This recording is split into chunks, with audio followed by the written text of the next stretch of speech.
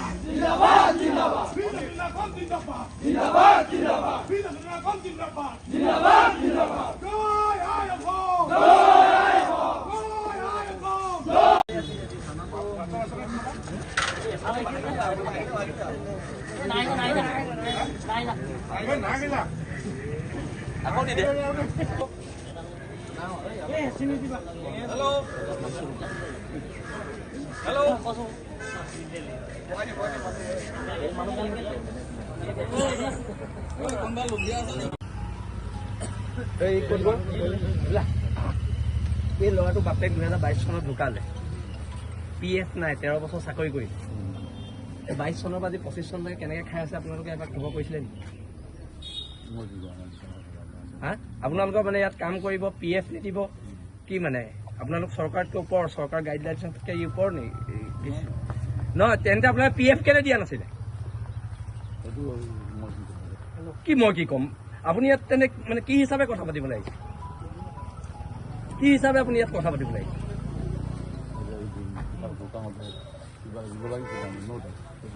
কি কিবা এটা দিব লাগিছিলে? ন' ডাউট। কি আপোনালোকে অযুক্তিকৰ কথাবোৰ কেলে কয়? ইয়াত চুৰ কৰিব, এইবোৰ চুৰিহে এইবিলাক। এই লোকৰ এই সাধাৰণ এই কৰ্মচাৰীবোৰ PF পইচা খাইছে, তাতকে আৰু লজ্জাৰ কথা কিবা থাকিব পাৰে নেকি? তাতকে লজ্জাৰ কথা কিবা থাকিব পাৰে নেকি? আৰু আপোনালোকৰ নিচিনা অসমীয়া মানুহবোৰ আছে কাৰণে এই মাৰোৱাৰী মানুহবিলাকে ইয়াত আহি চল পাইছে।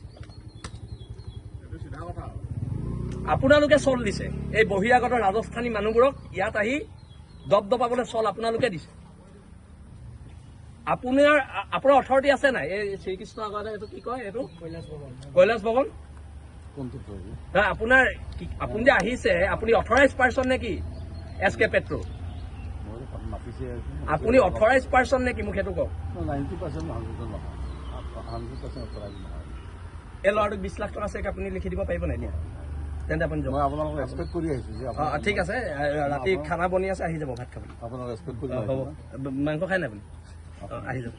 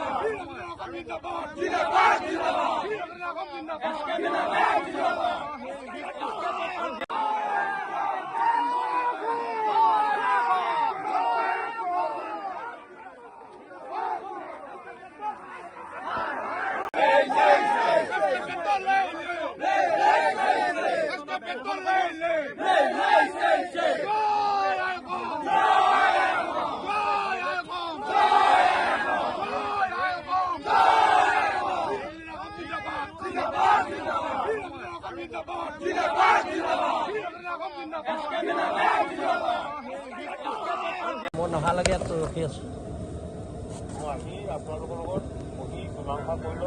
মোৰ লগত মীমাংসা নহয়, অসমৰ ৰাইজৰ লগত মীমাংসা কৰিব লাগিব। মই বহি আছো ইয়াত অহালৈকে। মোৰ কাম নাই, এইকেইদিন মোৰ কাম নাই, ইয়াতে বহি থাকিম।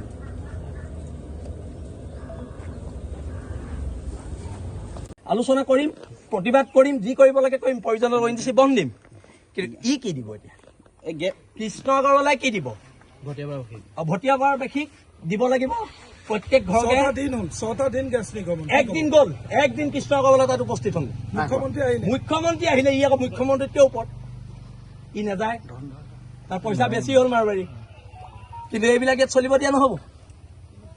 মাৰোৱাৰীয়ে ইয়াত পইচাৰ জোৰত খিলন দিয়া মানুহৰ ওপৰত আতিশয্য চলাব আৰু আমি চাই থাকিম, তাৰ গুণ্ডামি আমি চাই থাকিম। তাক সুধিবচোন তাৰ অফিচৰ ভিতৰত মই কি কৈছিলোঁ তাক। চোৰৰ পইচা থাকিলেও আজিকালি ৰজা হৈছে, আৰু সেইকাৰণে এইবিলাক নহ'ব। এতিয়া সিহঁতৰ মানুহ ওলাই আহিব লাগিব। ONGC কোনো একশ্যন লোৱা নাই তেওঁৰ বিৰুদ্ধে? ল'ব লাগিব, নহ'লে ONGC বন্ধ কৰি দিয়া। কালি মুখ্যমন্ত্ৰী আহি তাত উপস্থিত হ'ল, তেওঁ কিন্তু 6টা দিন আজি উপস্থিত হোৱা নাই। নাই, মই কৈছোঁ নহয়, এওঁ মুখ্যমন্ত্ৰীতকৈ ওপৰত। এই পইচাৰ ইমানেই দাম্ভিকতা হৈছে তেল চোৰৰ, ই মুখ্যমন্ত্ৰীতকৈ নিজকে ওপৰত ভাবিব লৈছে। আৰু ইয়াৰ বিৰুদ্ধে প্ৰতিবাদ হৈছে আৰু হৈ থাকিব। আৰু চাওঁ, এতিয়া যদি ইহঁতৰ কোনো কৰ্তৃপক্ষ ওলাই নাহে, তেতিয়াহ'লে এইখন গেট বগাই পাৰ হ'বলৈ আমাৰ ল'ৰাক 10 মিনিট সময়ো নালাগে দেই।